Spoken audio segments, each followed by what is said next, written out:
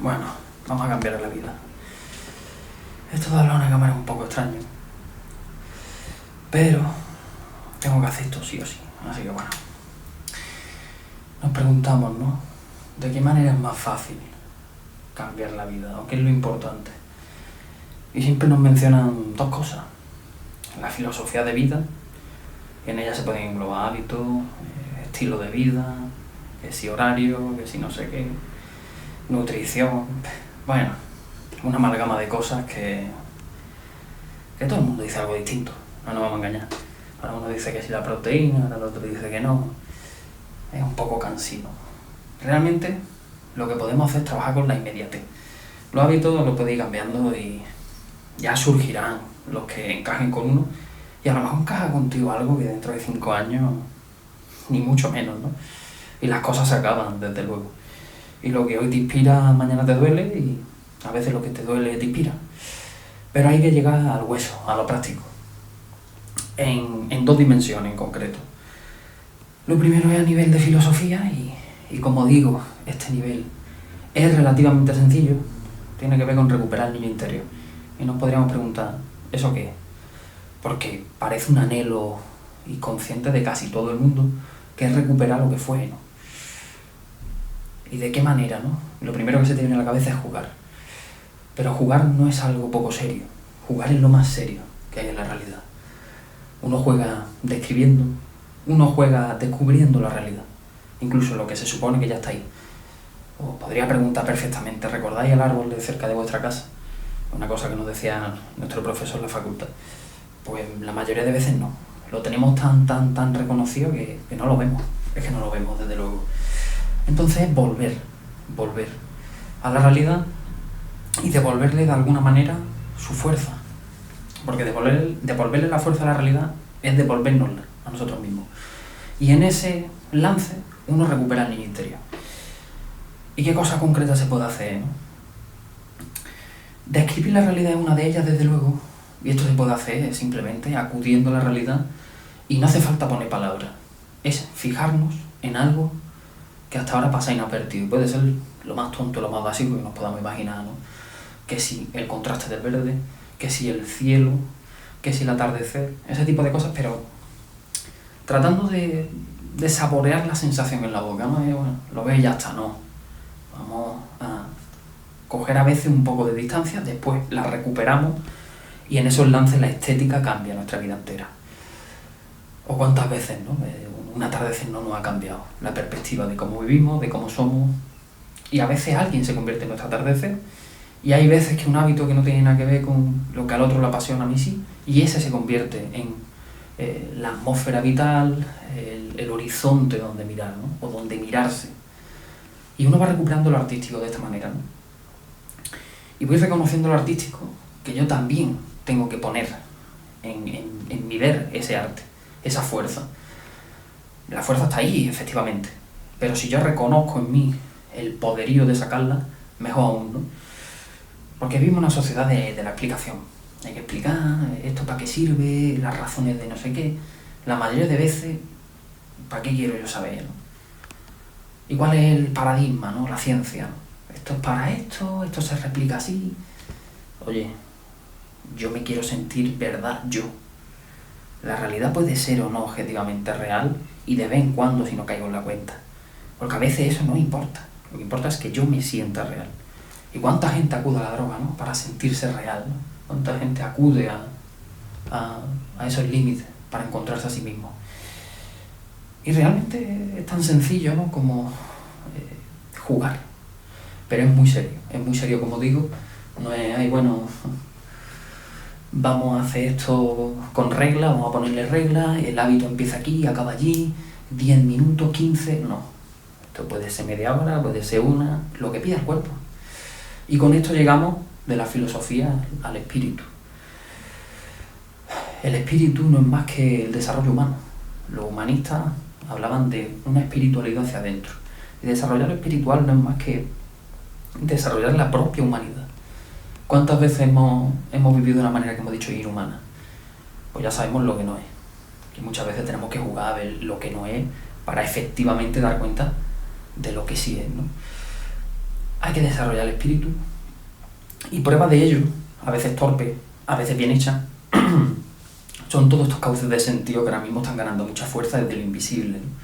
Que si la astrología, que si el tarot, cualquier tipo de evidencia, cualquier tipo de canalización. ¿Por qué la han ganado? Pues porque justamente vienen a devolver algo que se nos había quedado en lo invisible. Se nos había quedado donde no se ve, donde no llegan los sentidos, donde no llegamos nosotros. Ahí está, y ahí estamos. Hay algo de nosotros que está en juego ahí. Y a veces las razones de que si hago algo, de si alguien ha hecho no sé qué, es que no las vamos a ver, como digo, la intención es menos. Me acuerdo de un autor, ¿no? Skinner, proponía, no, vamos a averiguar la intención del autor. ¿Cómo que quieres que averigüe la intención? Era suficientemente difícil de comprender muchas veces como para yo averiguar encima la intención de alguien, ¿no? Y ya no hablamos de un escritor, hablamos del día a día. Entonces, todo este tipo de cauces de sentido vienen a decirnos que necesitamos, a nivel subjetivo, sentirnos verdad, sentirnos vivos, porque al final, sentirme verdad es recuperar mi sentir. Porque muchas veces la sociedad nos dice cómo sentir, ¿no? Pues yo quiero recuperar cómo siento yo.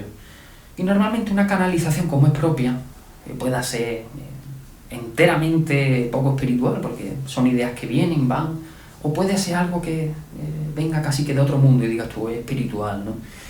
Sea lo que sea, es nuestro.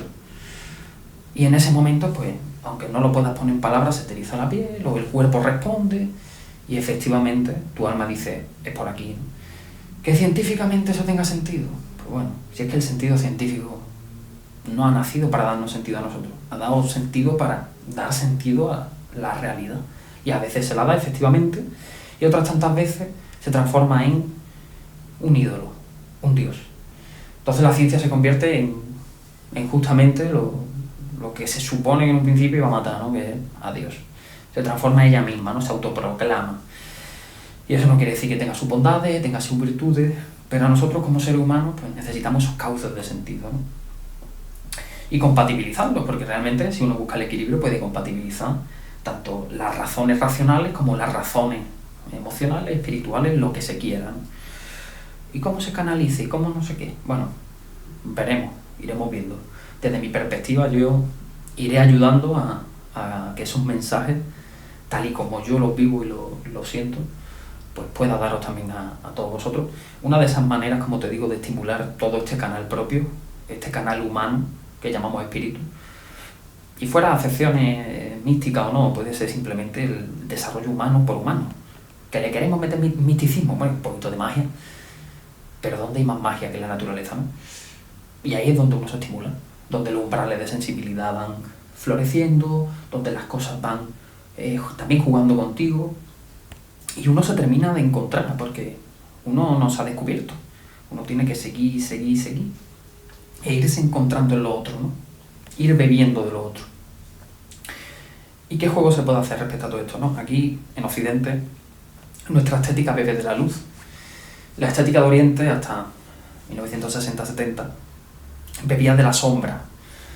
En la sombra la sugerencia es mucho más alta, las posibilidades se acrecientan. ¿Por qué? Porque la imaginación juega. Pues solo tenemos que ver cómo, donde no hay luces, uno tiene que terminar de componer las situaciones, porque no están completas. La imaginación tiene que estar activa.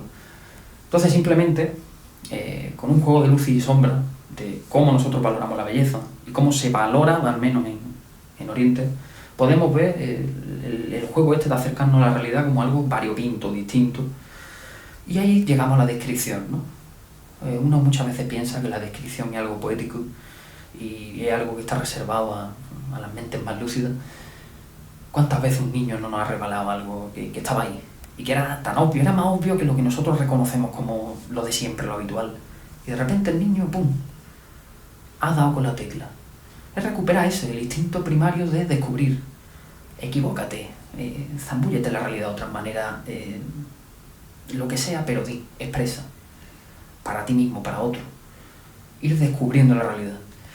Porque, como digo, la ciencia va a descubrir unas dimensiones de la realidad, pero hay otras bastante más subjetivas que hay que descubrir de primera mano. Y eso significa encarnar tu propia filosofía. Vas encarnando lo que tu sensibilidad va pidiendo. El beso pide beso. Y la realidad que vamos descubriendo como niños pide que siga siendo niño. Porque el siguiente y el siguiente verso y la siguiente manera de verlo y el siguiente contacto, ¿no? Porque uno va tocando el árbol o simplemente va experimentando, ¿no? Cómo zarandea el viento, cómo mueve la hoja. Eso te devuelve lentamente a ti mismo y de una manera rotunda. Entonces, empezar por estas cosas tan nimias, ¿no? Como tomar presente, ¿no? De repente estoy en el presente, de repente veo la realidad, de repente estoy aquí. A veces la gente, pues bueno, lo logra con una respiración. La respiración de alguna manera te conecta con el presente. Respiración honda. No vamos a hacer la respiración esta en un cuarto con la luz apagada y así, con los ojos cerrados.